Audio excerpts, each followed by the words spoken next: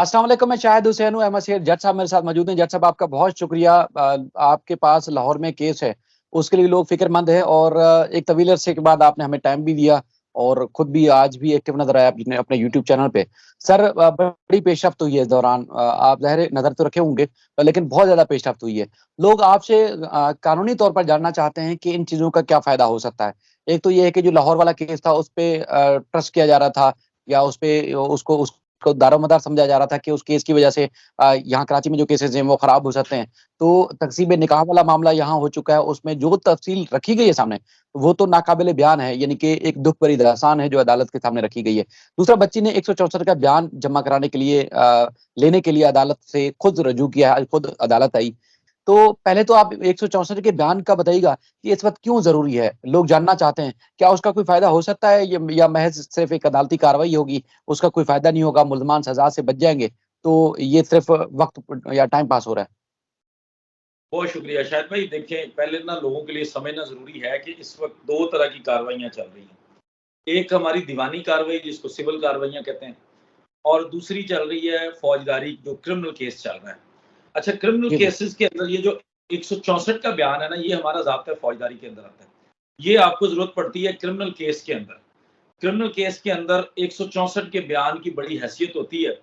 बयान एक ही तरह का होता है, एक बयान आप पुलिस के सामने देते हैं और एक बयान आप अदालत के सामने देते हैं।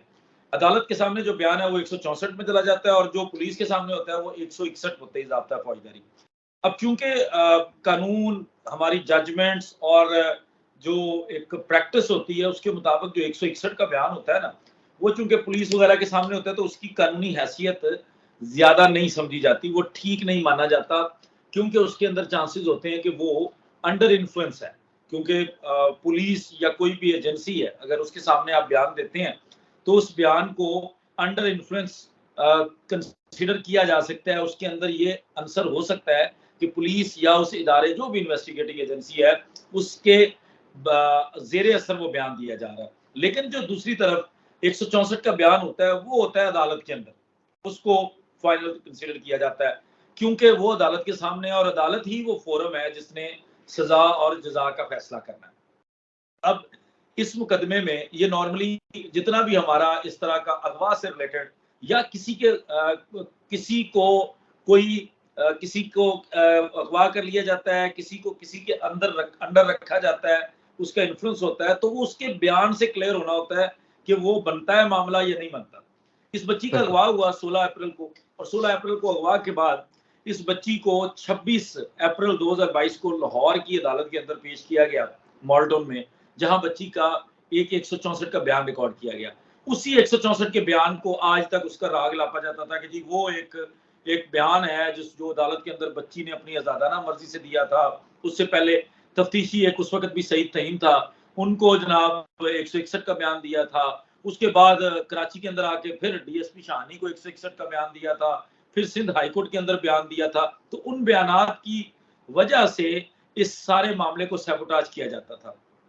अब चूंकि बच्ची ने उस क्रिमिनल केस में, मैं पहले आपके सवाल के मुताबिक ना 164 को एक्सप्लेन कर रहा हूँ, चूंकि जी जी। बच्ची ने आके अपनी प्रेजेंस देनी है सजा के लिए, जो मुल्जमान के खिलाफ ट्रायल चल रहा है, जिसमें फर्द जुर्म आयद होने वाली है, जिसमें नूर मुनीर जो एक मुलजमा है इस, और उसका रोल भी बड़ा मेन कंसिडर किया जाएगा क्योंकि बच्ची ने बयान दिया उसके बारे में, और उसकी जमानत का मामला है, और उसके बच्चों और उसके रिश्तेदारों का मामला है, क्योंकि ये बाकी भी पूरे रिश्तेदार हैं, और इनके साथ साथ हमारी बरादरी का भी एक आध बंदा इनके साथ शामिल है। तो उन तमाम लोगों को सजा दिलवाने के लिए जो बच्ची को अदालत में बयान देना जरूरी था, ये वो 164 का बयान है।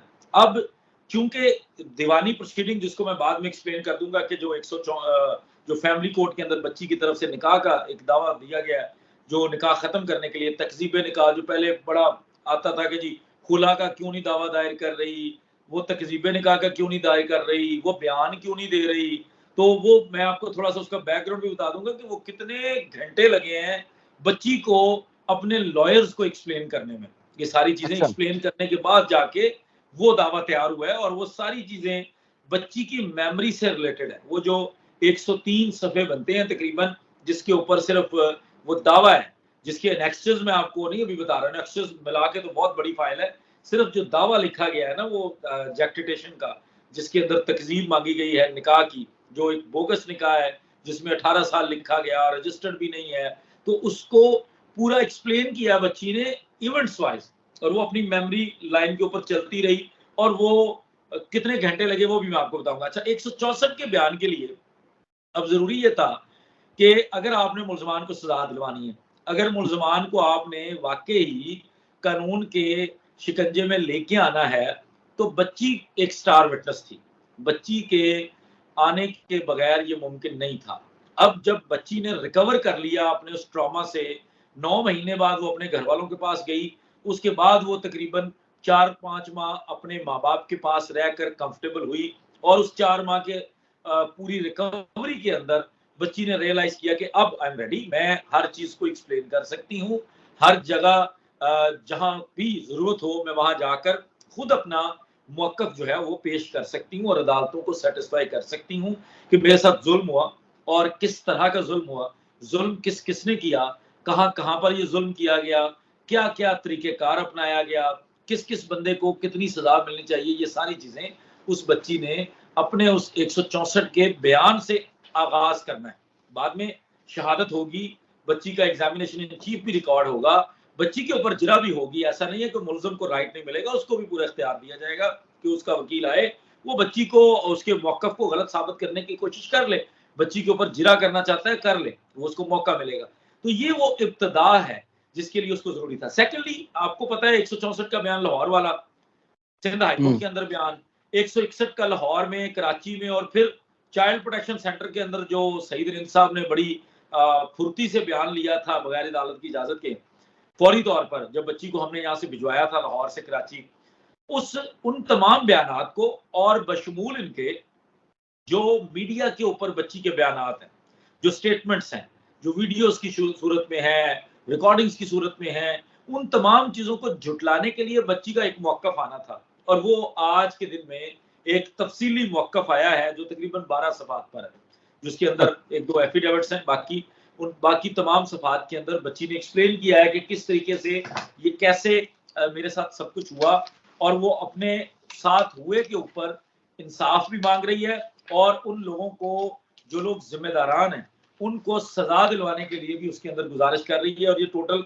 18 पैराग्राफ्स हैं जिसके अंदर कानून का भी जिक्र है, बाकी चीजें भी हैं, और इन सारी चीजों की रोशनी में उसने अपना एक बयान जमा करवा दिया है ये कि मेरे बयान को कंसिडर किया जाए, क्योंकि मैं पहली दफा खुद अदालत में अप्रोच कर रही हूँ। उसमें किसने किस तरह से उसका 164 का बयान कानों में बोल कर दिया गया, कैसे एक वकील का रोल रहा, शुरू में मुलजम ही वकील देता था, फिर किस तरीके से मुलजमान की मौजूदगी में, मुलजम जो बंदा उसका अगवाकार है उसकी मौजूदगी में पुलिस बयान रिकॉर्ड करती थी उसका।